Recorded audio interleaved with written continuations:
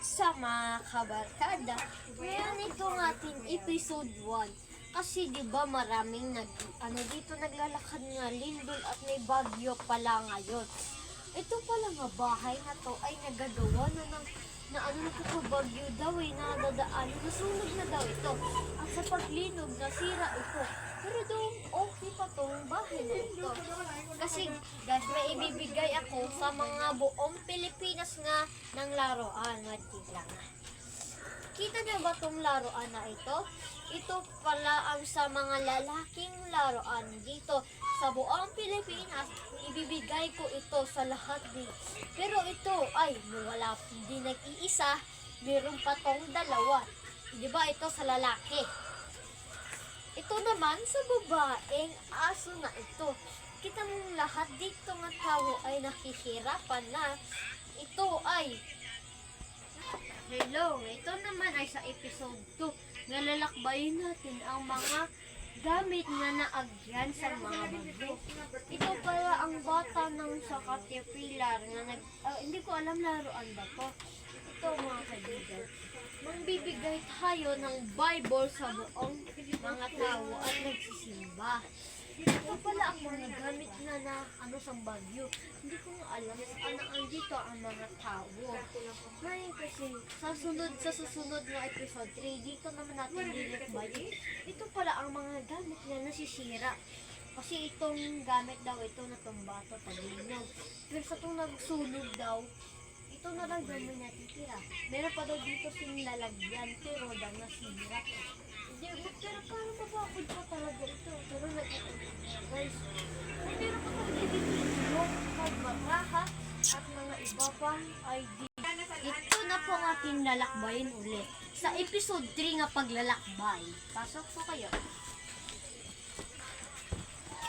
Ito po yung, wow, parang maano pa tong kwarto na ito. Ito daw ang ang kwarto sa mga dito daw nagtutulog ang mga mga tao na nagtitirahan dito. Ito pala mga damit, meron pa ditong maraming damit. Meron pa nga dito Hindi lang namin alam, balitang balita daw, namatay ditong mga tao. Pag kasi, pag bagyo, kita niya ba yan ng pag Yolanda? Yung pinakabawas ko, yung signal number 4. Pero daw sa signal number 4 na sa isa sa bagyong Juan, namatay daw dito mga tao. At sa pagbigyan pa ng lindol, kayo, lindol sa bahay nyo tapos matutumba, kaya nyo ba yun? Siyempre hindi. Ngayon, episode 4 na ba tayo? Wait lang, may ipakilala ko sa inyo. Sa, to kasi, pang episode 4 na itong paglalakbay. Punta ka dito, bata. Ito po yung natitira dito sa bahay na to nga wala namatay. Ilang taon ka na ba? 9. Ano ka ng grade? Grade 4. Kasi daw, guys. Yung para may ganito sa daw. Kasi nagpapatawa na kasi ganito siya daw, nagtatawa lang ako. Noodin niyo magsa. Pasensya na po sa inyo kasi ganito siya. Anong grade ka na ba? Ano? Pakibantay nga dito ng bata kasi nag-ano pa siya, guys. Ganon talaga yung bata. Basta bata, ganon. Uy, ito pala yung suot ko. Ito pala yung damit to. Bilhin na kayo ng ganun parang 150 lang.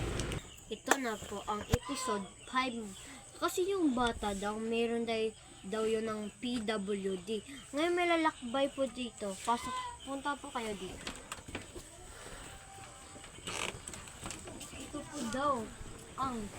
Ito po daw ang tindahan. Meron pa nga dito mga laman-laman, kutsirya. Pwede pa daw ito mabibili. Meron pa nga dito mga pera, Tapos, cellphone po. Charger.